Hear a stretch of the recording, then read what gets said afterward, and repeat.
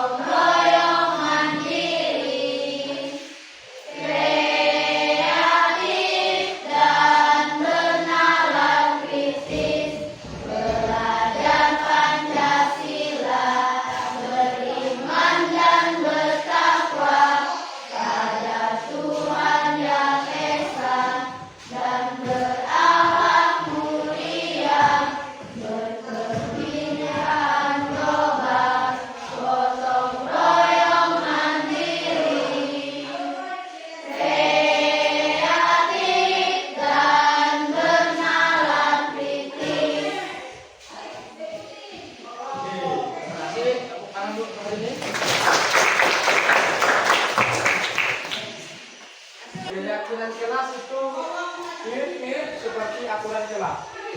Kalau aturan kelas atau aturan sekolah, yang bikinnya siapa? Kalau sekolah, aturan sekolah yang bikinnya adalah sekolah, orang luar kan, di luar diri kalian sendiri. Tetapi kalau kesepakatan kelas atau keyakinan kelas, yang bikinnya siapa? Kalau keyakinan kelas, yang bikinnya adalah kalian sendiri. Yang mentaatinya nanti adalah kalian sendiri. Yang bertanggung jawab dan menjalankan adalah kalian sendiri. Itu bedanya ya. Oke. Sekarang Bapak mau menggali kalian, siswa kalian, pendapat kalian, kelas impian seperti apa yang kalian inginkan. Ini ya begini. Dari keyakinan kelas yang kalian buat, nanti akan menghasilkan kelas yang kalian inginkan. Jadi untuk membuat suasana kelas yang kalian inginkan, salah satu halnya adalah kalian harus membuat keyakinan kelas yang harus ditaati, dijalani. Oke, ngerti? Ngerti ya? Oke. Ayo anak-anak, Bapak mau ya dengar komentarnya. Kelas seperti apa yang kalian inginkan? Ayo, kelas seperti apa yang kalian inginkan? Nah, kita lagi. Kelas yang bersih dan indah. Siapa lagi? Ayo yang lagi. Oke, Asrandi, apa maksudnya? Sarana dan prasarana yang lengkap di kelas. Oke, ada lagi? Ada lagi? Kelas apa yang kalian inginkan? Ya. Saling menghargai teman-teman. Oke, bagus sekali, saling menghargai sesama teman. Tadi sudah Bapak dengar komentar kalian tentang keyakinan kelas, tentang apa kelas yang kalian inginkan. Di sini Bapak akan bagikan kertas satu-satu kepada kalian. Kalian tulis di sini keyakinan kelas seperti apa yang mau kalian terapkan di kelas ini. Oke kan? Oke. Bagikan ya satu.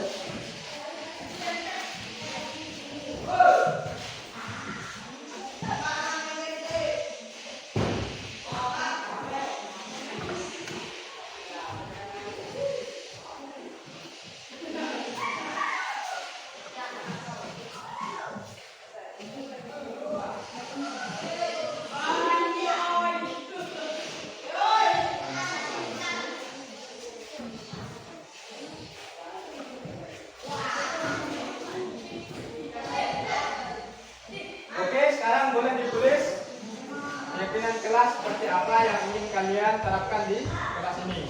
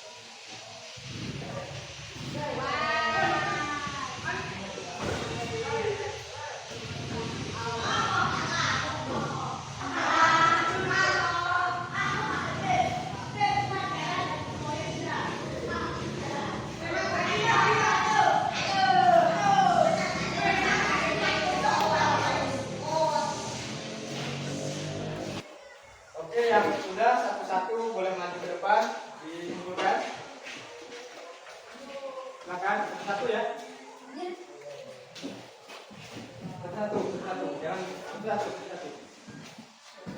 Tempel. Oke. Terus sana. Satu. Belakangnya, tempel. Oke. Oke.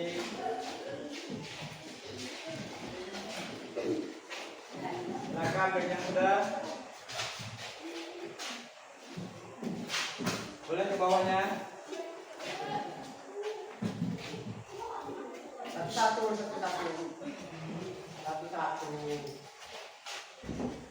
Jangan rebutan. Tunggu kawannya. Satu.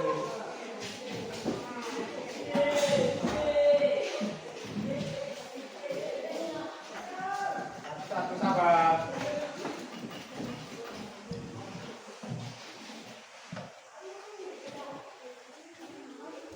Oke.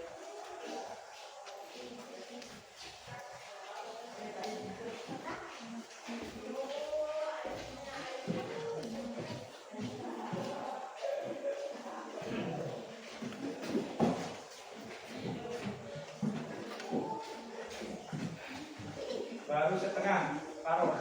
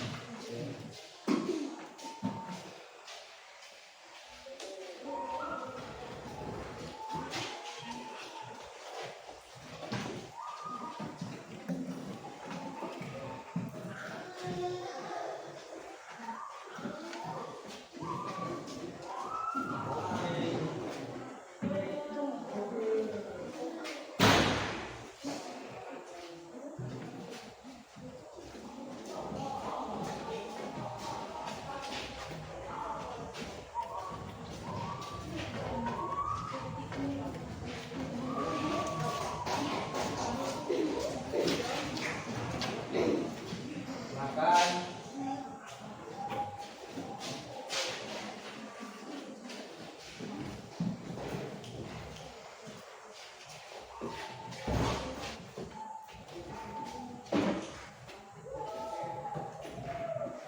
Masih ada?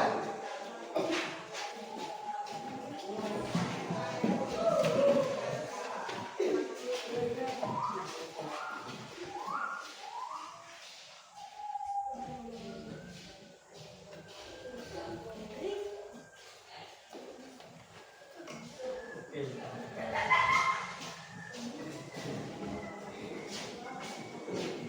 Samping boleh.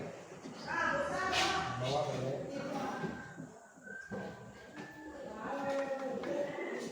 Oke.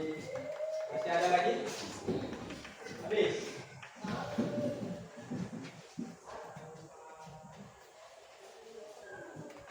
Oke. Terima kasih ya. Tepuk tangan dulu. Sekarang kita lihat apa keyakinan kelas yang telah kalian buat masing-masing. Pertama,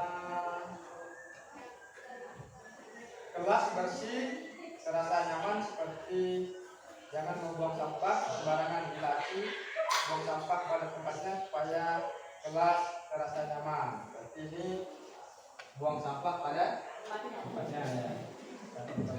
Kelompok di sini tentang membuang sampah nanti di sini ada kelompoknya kalau ada juga yang lain. Membuang sampah pada tempatnya kita tulis ini. Satu.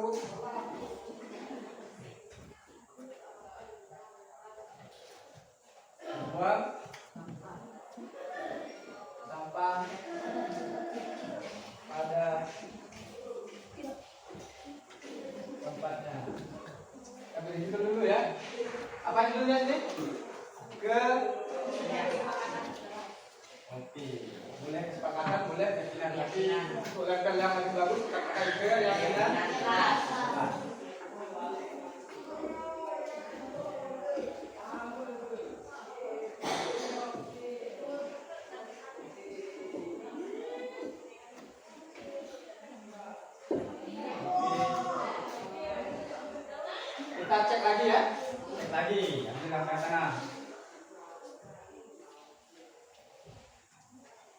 Jangan membuang sampah di laci, buang sampah di tempatnya. Sama kan, ini berarti satu kelompok. Masih sama. Kita cari lagi. Yang ke sini. Pas kan ini? Menghargai dan menghormati guru yang sedang mengajar di kelas. Siapa di sini? Kelompok yang kedua ya. Apa kata kelasnya? Apa? Menghargai.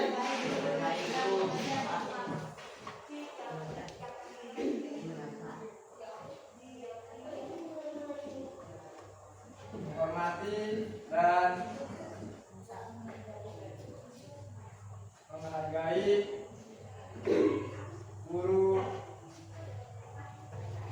yang sedang mengajar di kelas.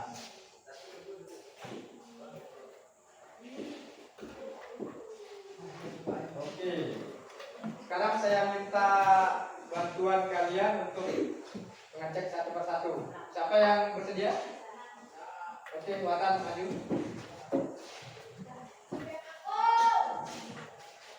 Ambil satu kata, bacakan. Bacakan yang nyari kata.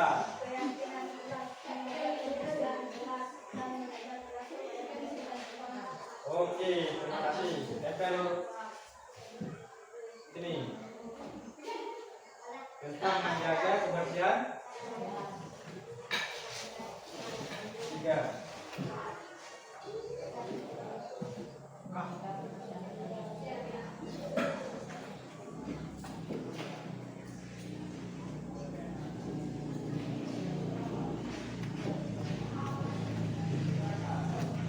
Oke, silakan duduk kata. Terima kasih. Siapa lagi? Siapa lagi yang bersedia? Ayo, yang perempuan tadi belakangnya silakan. Ambil satu.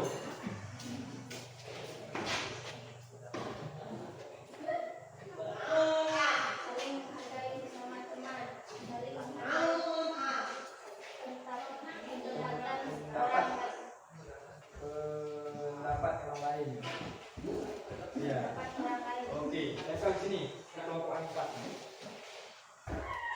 Oke, terima kasih. Apa tadi katanya?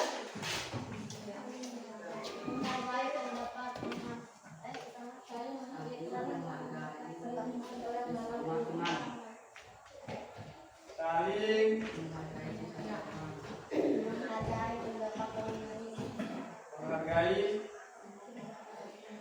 bersama teman dan menghargai pendapat teman. Oke, silakan lagi.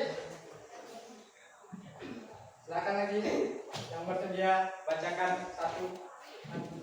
Oke, silakan.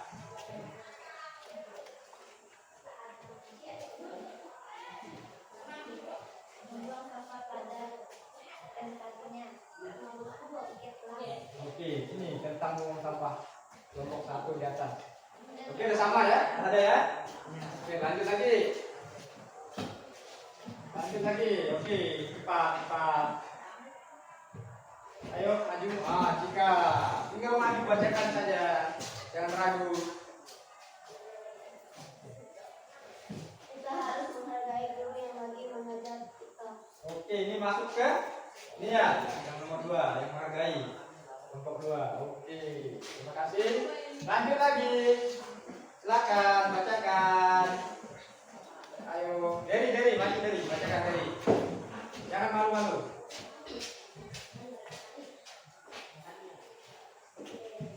Menjaga kebersihan, menghargai teman yang sedang belajar. Sama kan? Ini sudah ada.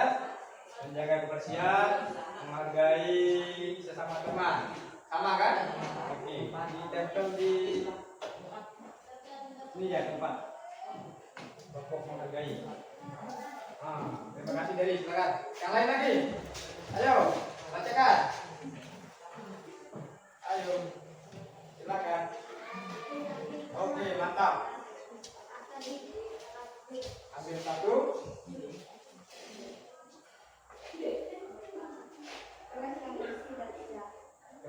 yang bersih dan indah masuk ke mana?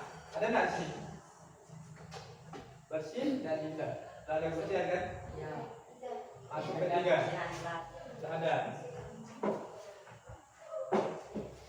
Oke. Lanjut lagi, masih ada beberapa yang belum. Silakan lanjut saja, tinggal bacakan. Nanti gantian, masih banyak kebagian.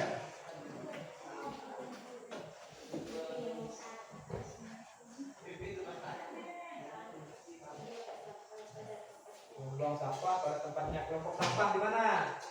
1. Oke, sudah ada ya? Yuk. Oke, terima kasih yang duduk. Belum ada yang tentang pakaiannya ya? Tentang bikinnya.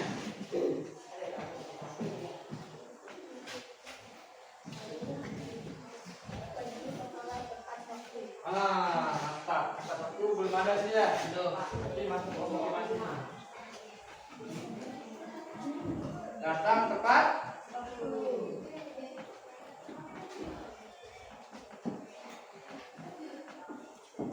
Lanjut. Lanjut lagi. Oke, lanjut. Erik.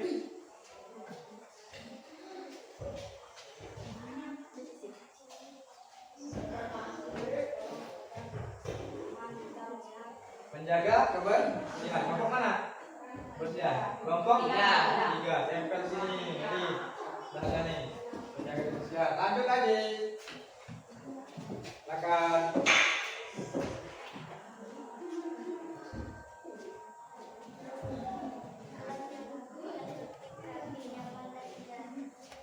Tertib, rapi, nyaman dan indah. Masuk ke mana kira-kira? Tertib, rapi, nyaman dan indah. Kita masukkan sini saja ya. Ada penghapusnya? Oh, sini. Dan ini kita tambah ya. Menjaga kebersihan, apa lagi? Ketertiban dan kenyamanan. Coba masuk ke mana nih? 3. Masuk ke 3 sini.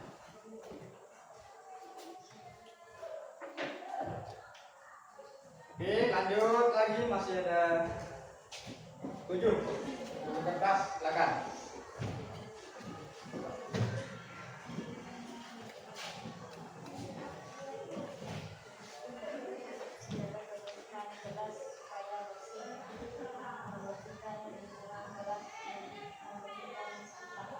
Oke, kira-kira sudah masuk kan? Masuk ke kebersihan dan masuk ke membuang sampah. Kita masukkan saja ke kelompok 1 saja. Tempel. Oke, lanjut lagi. Silakan. Nah, ini lagi. Oke, bacakan ke depan. Enggak nyari. Menjaga kebersihan dan mengendalikan kelas supaya kelas makin maju. Menghargai sesama teman di kelas. Kira-kira sudah atau belum? Yang pertama menjaga Kebersihan. sudah masuk. Terus Menghargai sesama teman di kelas. menghargai sudah ada juga kan? Oke, berarti ini masuk ke menghargai saja ini. Kelompok 4. Ayo lanjut lagi. Silakan mata. Mata yang paling rajin.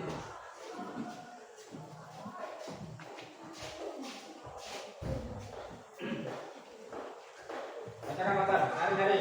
Kelas yang dilengkapi dengan jasa dan indah supaya setiap murid selalu menyenangkan. Termasuk ke kebersihan, ketertiban, kenyamanan, tambah nih. Kepindahan. Dan keindahan. Kelas.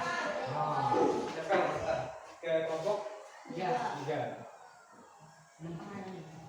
Dan ke Keindahan. keindahan kelas. Lanjut lagi. Lanjut. Silakan maju. Yang dua kali pun boleh, yang udah kali pun boleh.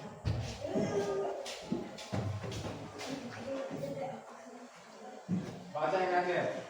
Menjaga kebersihan kelas dan belajar dengan tertib dan nyaman.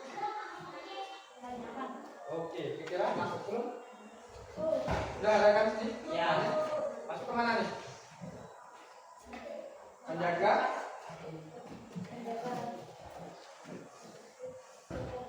ketertiban. Masuk ke ini ketertiban. Ketiga ada. Tempel sini lagi deh. Oke, sisanya biar bapaknya.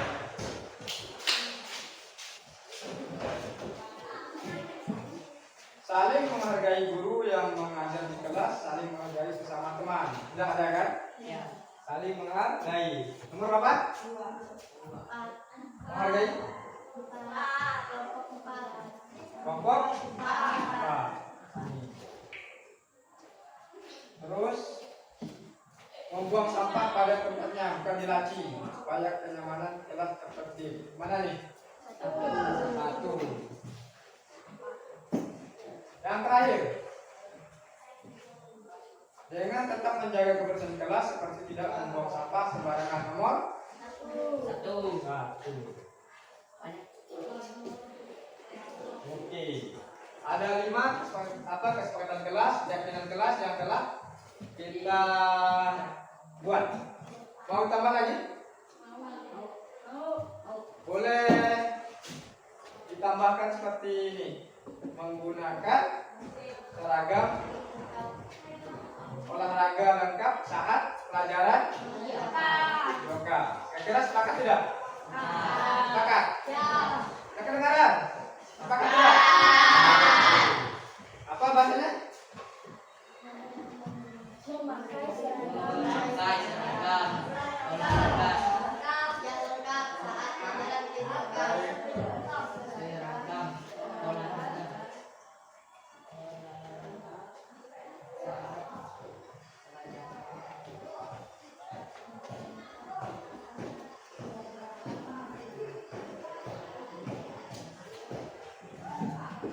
Oke. Oke, tepuk tangan untuk kita semua.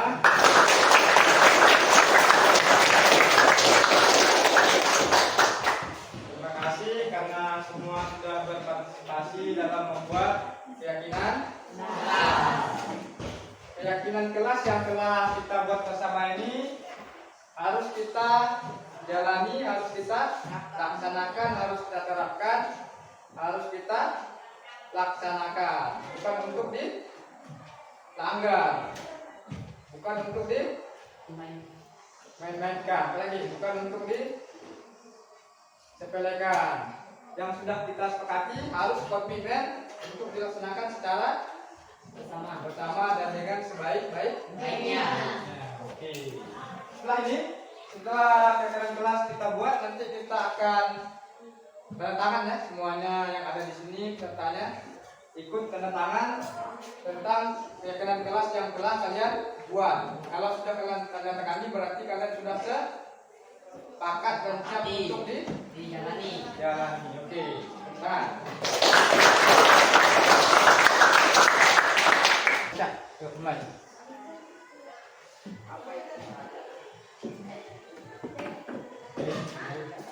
Lanjut.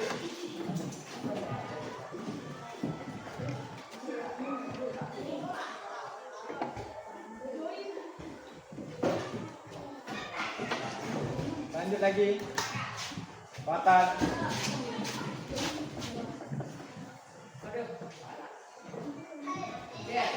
Oke, lanjut lagi.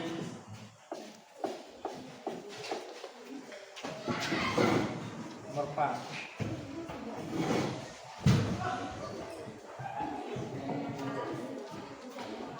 Lanjut lagi.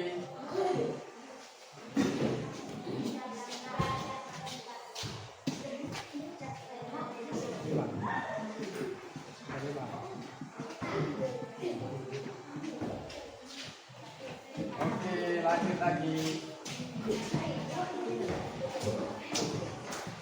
Nomor 6.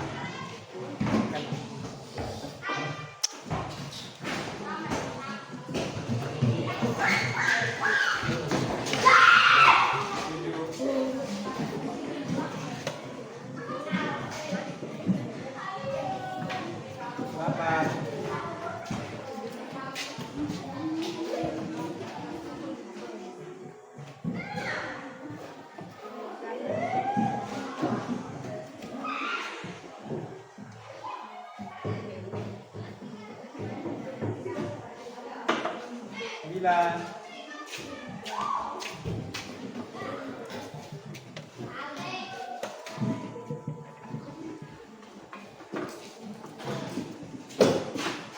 Lanjut.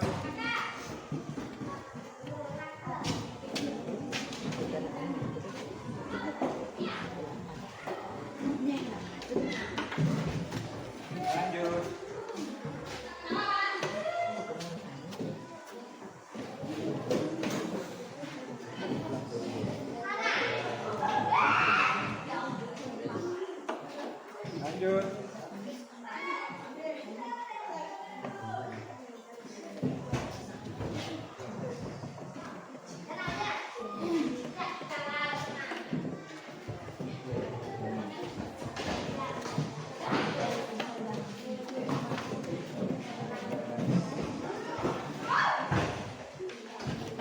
Lanjut.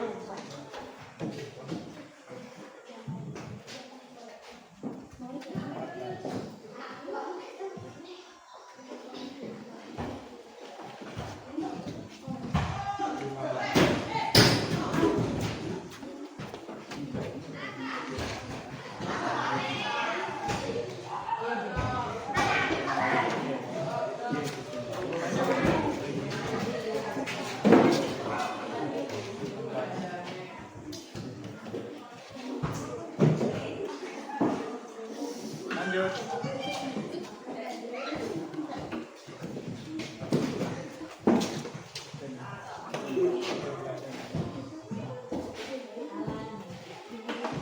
Lanjut.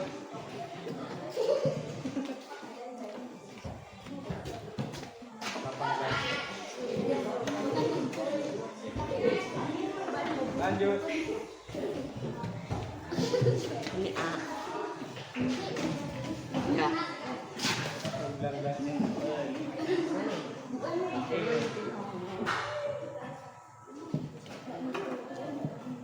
Lanjut.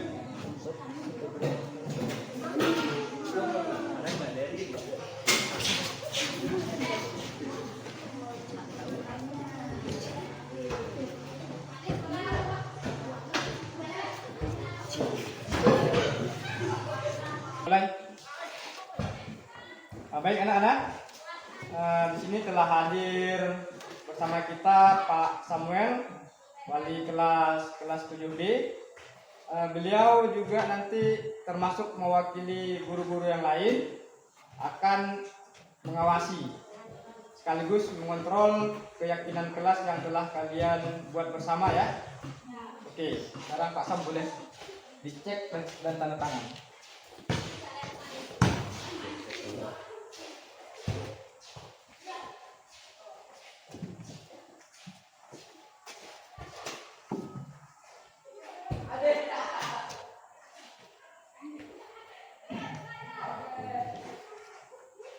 Ya.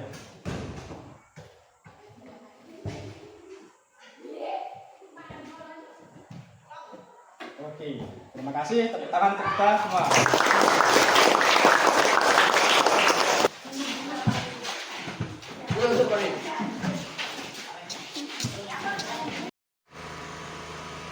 Ya, ke depan. Selamat siang Bapak Ibu semuanya. Ya. Yang saya hormati Bapak Kepala Sekolah SMP Negeri 4 Air Besar, serta rekan-rekan guru peserta diseminasi budaya positif di SMP Negeri 4 Air Besar. Bapak Ibu sekalian, saya di depan sini bukan berarti lebih baik atau menggurui. Saya di sini untuk memenuhi kewajiban saya sebagai calon guru penggerak Angkatan 10 Kabupaten Ladang. Di sini saya akan diseminasi pengimbasan apa yang telah saya dapatkan selama pendidikan guru penggerak 2 bulan terakhir ini kepada Bapak Ibu sekalian semuanya.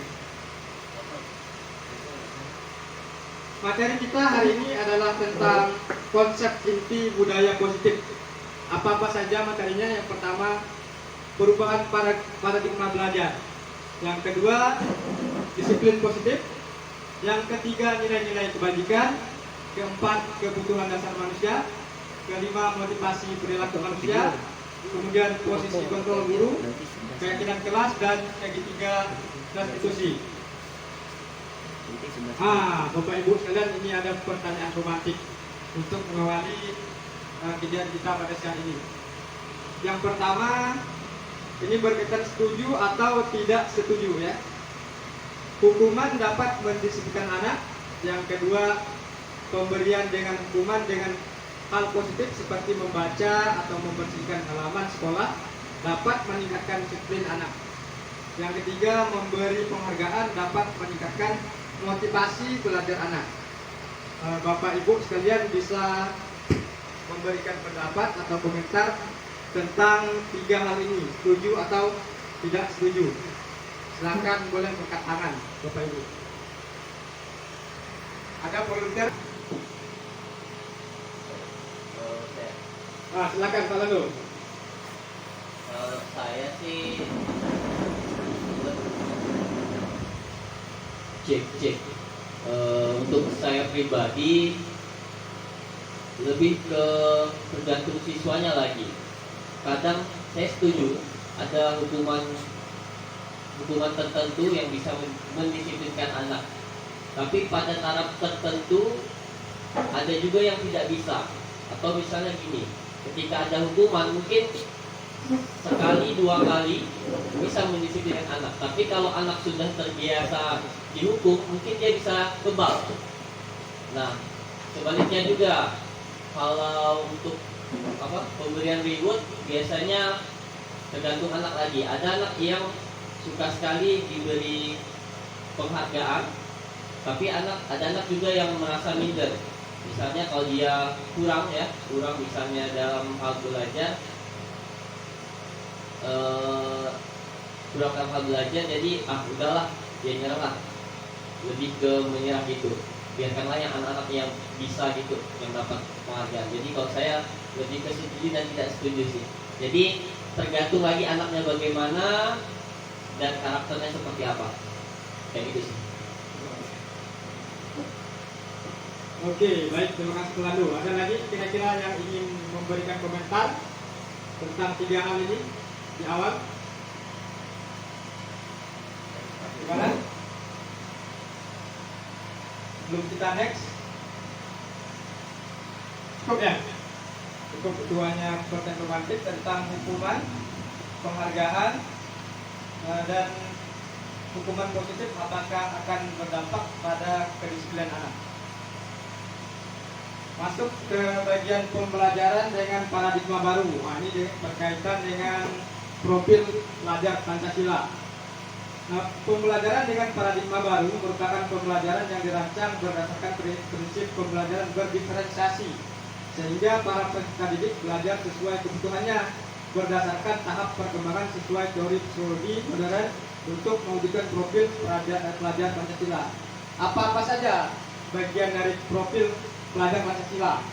Yang pertama, ada bernalar kritis. Siswa bernalar kritis, mandiri, kreatif, gotong royong, berkebinekaan global, beriman, bertakwa kepada Tuhan Yang Maha Kuasa. Terus, ini disiplin positif. Disiplin seperti apa yang ingin kita terapkan sekolah kita? Apakah disiplin yang menghukum? Apakah disiplin dengan memberikan penghargaan bagi yang melaksanakan disiplin atau lain sebagainya? Disiplin positif merupakan salah satu cara disiplin yang bertujuan untuk menumbuhkan kesadaran serta memberdayakan peserta didik tanpa imbalan atau reward. Berarti kita mendisiplinkan anak tanpa ada iming-iming penghargaan atau reward. Jadi kalau kita mau misalkan siswa harus datang tepat waktu dengan imbalan nanti dapat pen 1 misalkan, itu sudah ada istilah penghargaan atau reward. Sebagai pendidik, tujuan kita adalah menciptakan peserta didik yang memiliki disiplin sehingga mereka berperilaku mengacu kepada nilai-nilai kebajikan universal dan memiliki motivasi intrinsik dalam perubahan perilaku ke arah yang lebih baik. Gimana maksudnya ini dari mengacu kepada nilai-nilai kebajikan? Apa-apa saja yang termasuk dari nilai kebajikan universal? Terus motivasi intrinsik yang seperti apa yang ingin kita hadirkan pada diri peserta didik kita? Ini dia nilai-nilai kebajikannya. Nilai-nilai kebajikan yang harus kita tanamkan pada anak didik kita. Yang pertama ini profil pelajar Pancasila. Nilai kebajikannya apa saja? Beriman, bertakwa kepada Tuhan Maha Esa, berakhlak mulia, kebinekaan global, gotong royong, mandiri, kreatif, dan bernalar kritis. Ini ada juga dari PYP, Ibu Primary Years Program. Ini bagian-bagian dari nilai kebajikannya. Dan terakhir ada keterampilan hidup, life skill. Apa-apa yang harus ada dalam life skill yang harus kita tanamkan. Dapat dipercaya, lurus hati, pendengar yang aktif, tidak merendahkan orang lain, dan memberikan yang terbaik dari diri. Itu adalah nilai-nilai dari kebajikan yang harus kita tanamkan kepada peserta didik kita. Untuk materi selanjutnya tentang kebutuhan dasar manusia.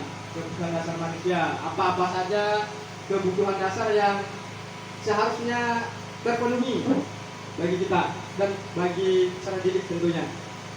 Kebutuhan dasar manusia adalah segala sesuatu yang kita lakukan untuk mendapatkan apa yang kita inginkan. Seluruh tindakan yang kita lakukan memiliki tujuan tertentu, dan semua usaha terbaik yang kita lakukan adalah dalam rangka agar kebutuhan dasar kita terpenuhi dengan baik. Pertanyaan romantik lagi ini buat rekan-rekan semuanya. Ada sebuah kasus, Pak Budi wali kelas 8. Pak Budi ini merasa kebingungan karena salah satu muridnya yang bernama Doni selalu meresahkan murid-murid yang lain karena selalu meminta dengan paksa bekal makanan milik teman-temannya. Doni selalu kawan-kawannya kan ada bawa bekal misalkan di sekolah, kita bawa nasi, kita bawa kue, selalu dipinta dengan paksa oleh si Doni ini. Pertanyaannya, kenapa Doni melakukan hal seperti itu? Ayo, siapa yang mau jadi volunteer kira-kira? Kenapa Doni melakukan hal seperti itu? Dia maksa kawannya, minta bekal kawannya. Sehingga wali kelas Pak Budi itu merasa resah, bingung dengan si Doni. Kira-kira kenapa Doni sampai melakukan hal tersebut? Ada yang kira-kira? Oke, boleh. Sip, oke. Kenapa Doni melakukan hal seperti itu? Biasanya tanya Doni kan. Tapi kalau kita sebagai guru mungkin ya bisa dipanggil. Tapi kalau untuk menerka-nerka, bisa saja satu, dia tidak dibuatkan bekal dari rumah. Kedua, mungkin dari lingkungannya, dari keluarga misalnya atau lingkungan masyarakat, mungkin dia sudah terbiasa mengganggu ya, meresahkan teman-teman kita ini, mungkin dari terbawa di sekolah. Yang ketiga, menurut saya bisa juga ini suatu hal yang dia lakukan untuk mendapatkan perhatian dari guru. Mungkin di rumah kurang perhatian atau bagaimana. Mungkin itu kemungkinan yang saya pikirkan tadi. Terima kasih. Oke, terima kasih Belando. Yang pertama, mungkin tidak dibawakan bekal oleh orang tuanya. Yang kedua, mungkin memang sudah karakter si Doni yang terbawa dari lingkungan sekitar. Yang ketiga, apa tadi? Cari perhatian.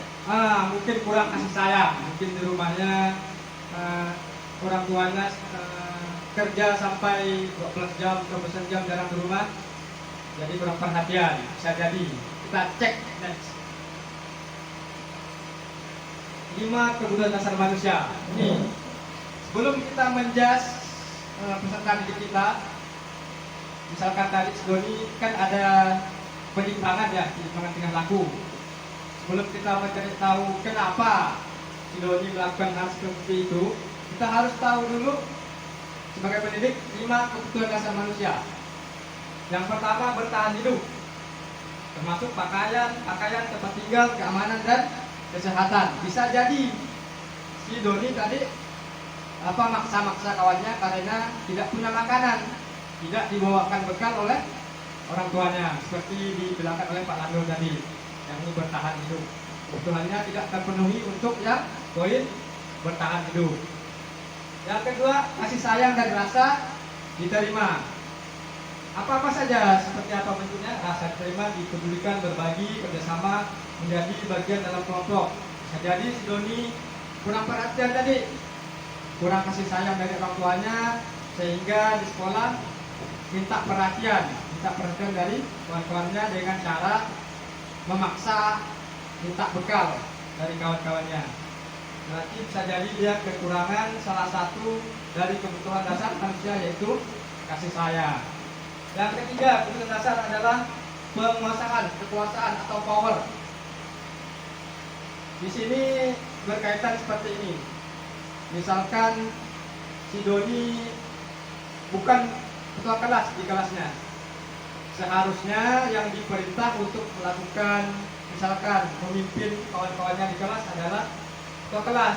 Tapi si Doni selalu yang pertama unjuk tangan untuk memimpin kelas-kelasnya. Karena si Doni pengen ada kekuasaan atau ada power di kelas tersebut.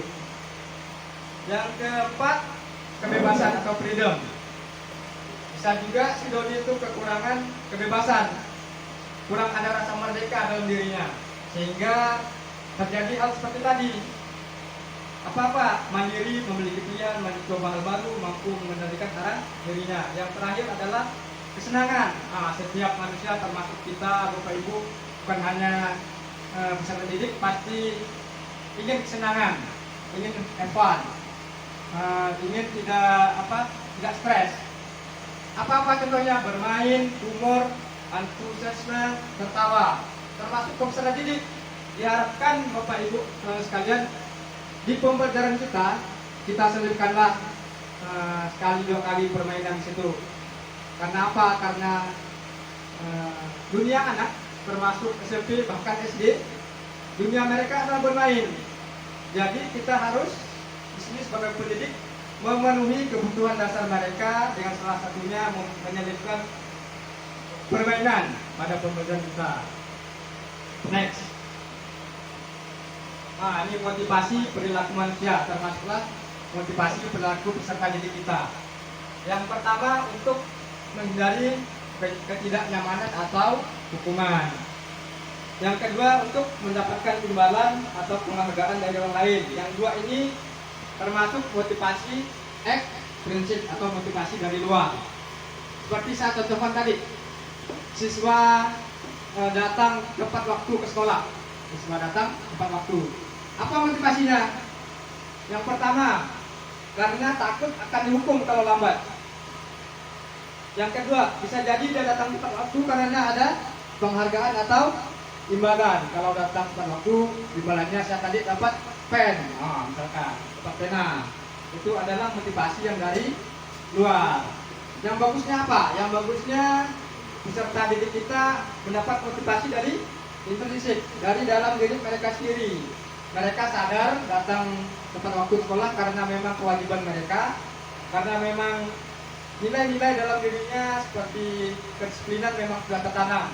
Yang ini akan bertahan lama, mungkin sampai dia dewasa. Kalau yang ini mungkin tidak akan bertahan lama. Ketika imbalan atau penghargaannya hilang, bisa jadi dia tidak akan lagi datang tepat waktu. Next. Sekarang kita ke hukuman, konsekuensi, dan restitusi. Sudah pernah dengar kan tentang restitusi? Sudah sering lihat atau baru? Apa restitusi? Ini mirip-mirip tiga nih. Hukuman, konsekuensi, dan restitusi. Kalau hukuman tidak terencana, kalau konsekuensi terencana atau disepakati dulu. Kalau hukuman tidak disepakati, tiba-tiba dia dari misalkan aturan dari atas untuk ke bawah. Kalau konsekuensi dibuat aturannya secara bersama, disepakati dulu.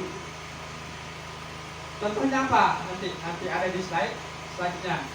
Kalau restitusi seperti apa? Restitusi adalah sebuah cara untuk menyelesaikan permasalahan peserta didik. Nanti jelaskan bagaimana langkah-langkahnya. Ini adalah 5 posisi kontrol guru. Kita mau di posisi mana sebagai guru? Apakah sebagai penghukum?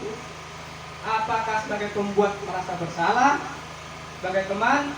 Sebagai pemantau? Atau sebagai manajer?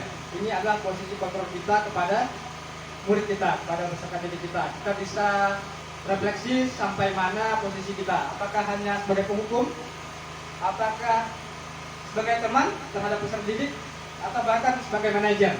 Oh, ini penting bagi kita. Contoh penerapan 5 posisi kontrol guru. Nah, ini contohnya. Yang pertama, hormat pada bendera selama 1 jam. Ini kontrol seperti apa biasanya? Guru yang seperti apa? Tidak.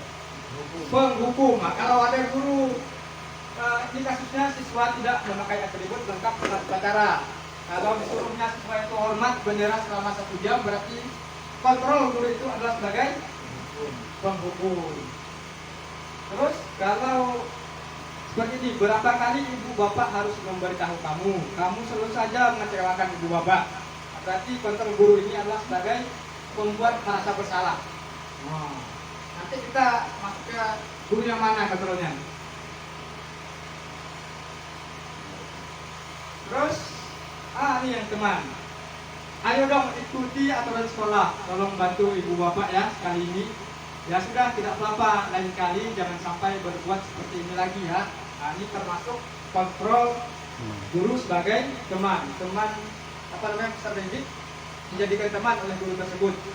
Biasa kata-katanya seperti ini, ayo dong bantu ibu dong, sebagai teman. Terus kalau kontrolnya sebagai pemantau seperti ini, kamu sudah melanggar peraturan sekolah, kamu tahu konsekuensinya. Setelah upacara kamu memberi atributnya ke koperasi dan jangan diulang lagi. Berarti itu kontrol sebagai pemantau. Yang ini kontrol yang paling tinggi. Kalau udah ke manajernya, udah hebat lah, guru-guru hebat. Apakah kamu tahu kesalahanmu? Kira-kira bagaimana kamu memperbaiki kesalahanmu? Yang manajer ini fokus kepada menyelesaikan masalah, tidak menambah masalah atau tidak menambah rasa kecewa pada murid. Sekarang kita cek pemahamannya. Posisi kontrol, apakah aku? Kalau seperti saya kecewa sekali dengan kamu, kira-kira masuk kontrol mana? Saya kecewa sekali sama kamu. Membuat rasa bersalah ya. Kira-kira? Membuat rasa bersalah. Kita back dulu.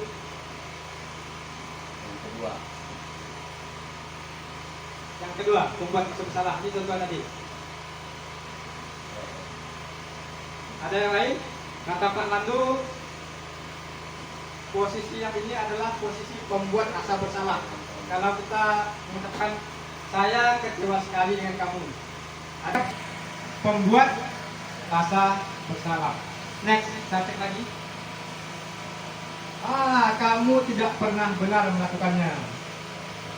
Kira-kira kontrol seperti apa? Kamu tidak pernah benar melakukannya. Apakah penghukum?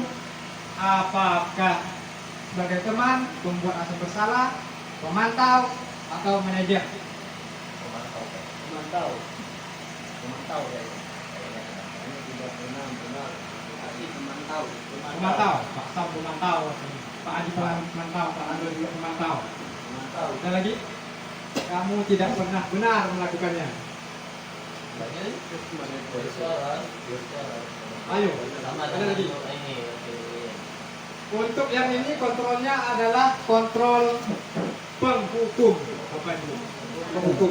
Kalau penghukum tidak hanya fisik, misalkan tadi hormat bendera 1 jam, tapi dengan kata-katanya yang keras, lantang, menghadap, itu termasuk menghukum.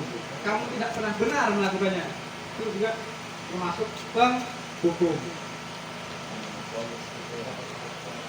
Terus yang ini, apa rencanamu untuk menyelesaikan masalah ini? Kira-kira kontrol yang mana, Bapak Ibu? Manajer ya. Teman. Pak Adi manajer, Pak Ando manajer, Pak Sam teman, Pak Jun teman. Apa rencanamu untuk menyelesaikan masalah ini? Betul sekali Pak Adi. Yang ini adalah kontrol sebagai manajer untuk menyelesaikan masalah. Ah, yang ini pasti tahu nih. Sebagai teman. Ayolah, lakukan demi bapak ibu ya. Ah, Sebagai teman. sebagai Teman. teman, mantap Pak Adi. Pak Adi kita jadi sebagai teman nih. Nah, ini dia. Kamu tidak pernah mendapat nilai jika mengerjakan tugas. Kamu tidak pernah mendapat nilai jika tidak mengerjakan tugas. Apa gitu? Hukum. Kamu tidak Apa kita? Kamu tidak pernah mendapat nilai jika tidak mengerjakan tugas. Hukum kayak tidak tadi. Ya, hukum. Pak Adi menghukum Pak Lando, penghukum sama pemantau kan seperti pemantau. Pak Sang pemantau, mungkin penghukum. Oke, yang ini adalah pemantau. Pemantau. Kamu tidak pernah mendapatkan nilai jika tidak mengerjakan tugas. Kontrol pemantau. Nah, ini tadi. Hukuman PS konsekuensi. Mana yang lebih efektif? Kira-kira peserta didik dihukum atau dikasih konsekuensi? Konsekuensi. Untuk hukuman adalah tentang mengendalikan seorang anak, merubah pola pikir anak tentang dirinya sendiri. Dengan memberikan hukuman membuat anak akan merasa bersalah, ataupun sebaliknya, anak akan merasa bahwa orang tuanya tidak sayang dengannya. Kalau ini dihukum di rumah misalkan. Kalau konsekuensi fokus pada mengajarkan anak bagaimana bertingkah laku lebih baik untuk kedepannya. Dengan memberikan konsekuensi pada anak, mereka bisa membedakan mana tindakan yang baik dan buruk. Kita cek lagi. Nah, ini perbedaannya. Contoh kasus. Ada seorang siswa tidak mengerjakan tugas nih. Misalkan KPR, entah tugas pas jam pelajaran di sekolah. Kalau yang kita kasih hukuman, guru menghukum dengan lari lapangan sebanyak 10 kali. Silakan hukumannya kalau tidak mengerjakan tugas. Guru marah dan murid takut jadinya. Terus kalau konsekuensi bagaimana? Guru memberikan konsekuensi untuk mengerjakan pada jam istirahat. Gurunya tegas, murid pun menghormati peraturan. Terus bagaimana dengan restitusi? Guru menanyakan kesepakatan kelas dan membantu menyelesaikan masalahnya. Di sini guru akan bersikap terbuka, siswa menghormati dirinya dan orang lain. Yang lebih mantap ini adalah restitusi. Dari itu Bapak Ibu, mulai sekarang dan kedepannya, ada nggak yang sudah membuat kesepakatan kelas atau kegiatan kelas di kelasnya atau di jam pelajarannya? Sudah ada.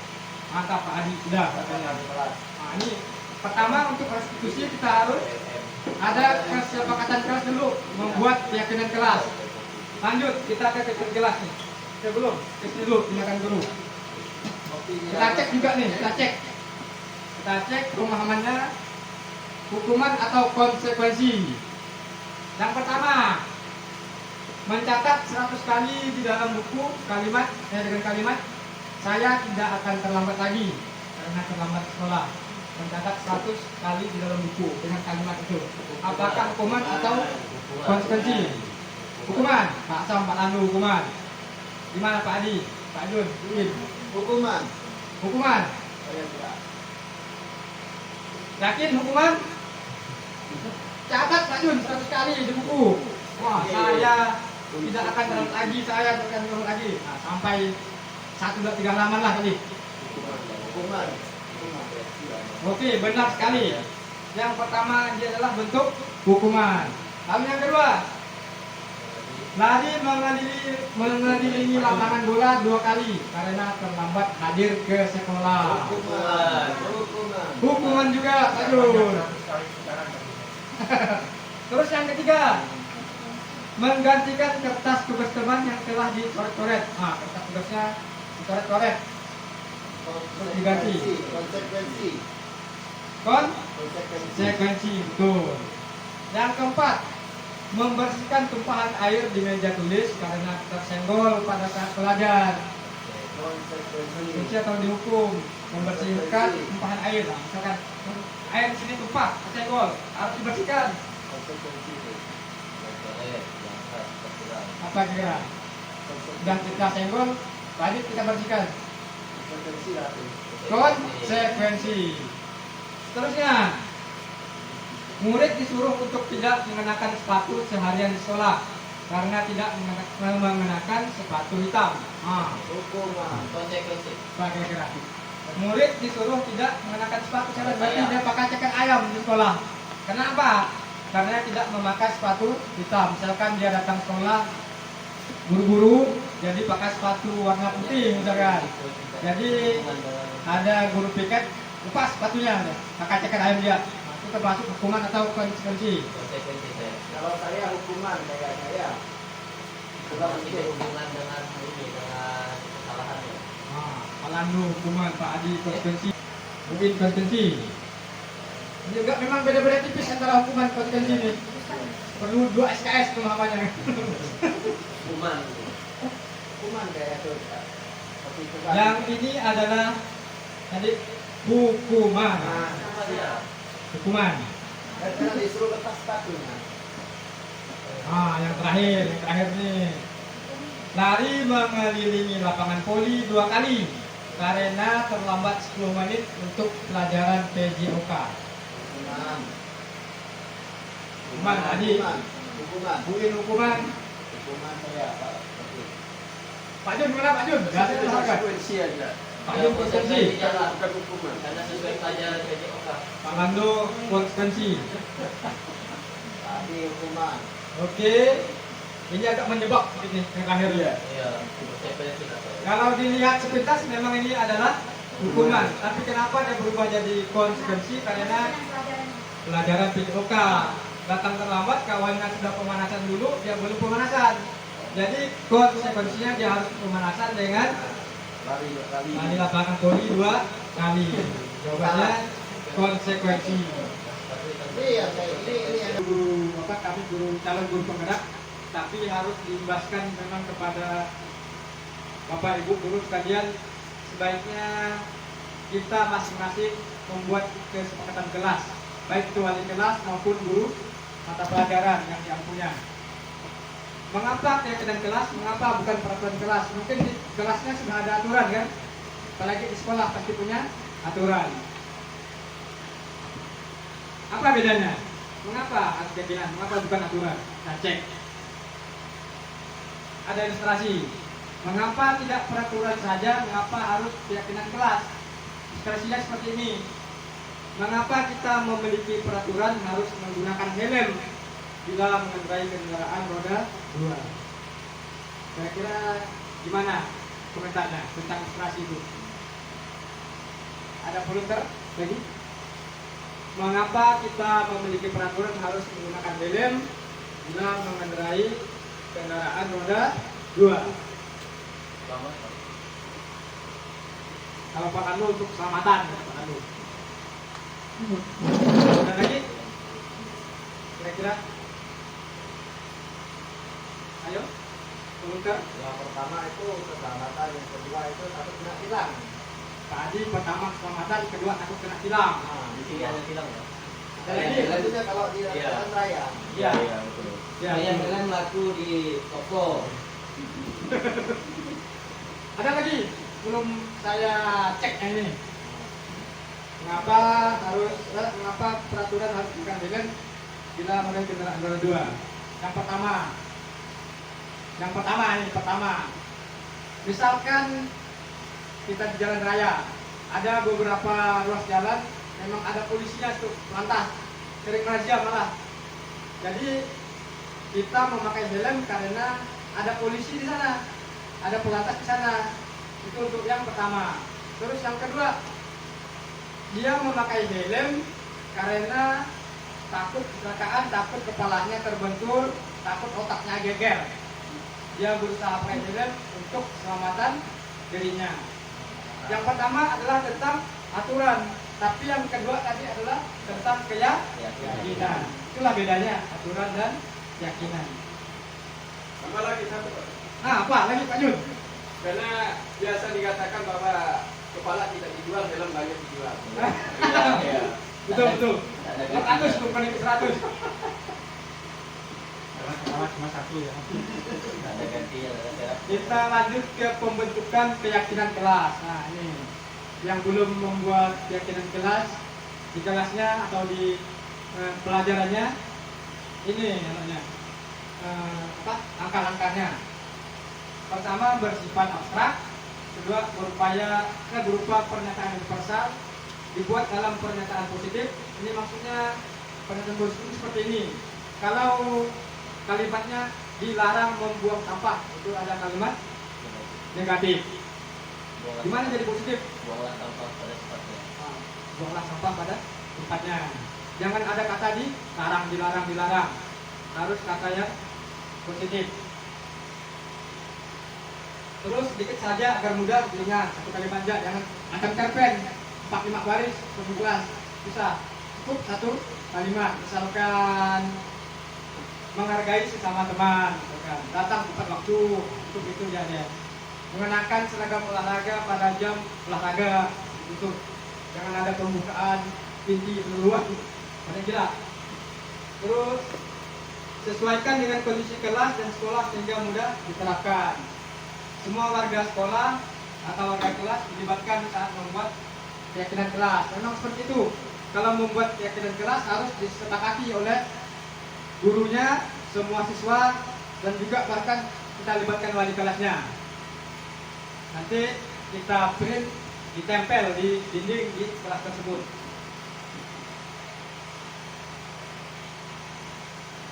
Kemudian tentang segitiga restitusinya, ini tentang tadi hukuman, konsekuensi, dan segitiga restitusi adalah suatu proses dialog yang dijalankan oleh guru agar dapat menghasilkan murid yang mandiri dan bertanggung jawab. Tahapnya seperti apa? Yang pertama adalah menstabilkan identitas. Yang kedua, validasi tindakan yang salah. Dan terakhir adalah menanyakan keyakinan.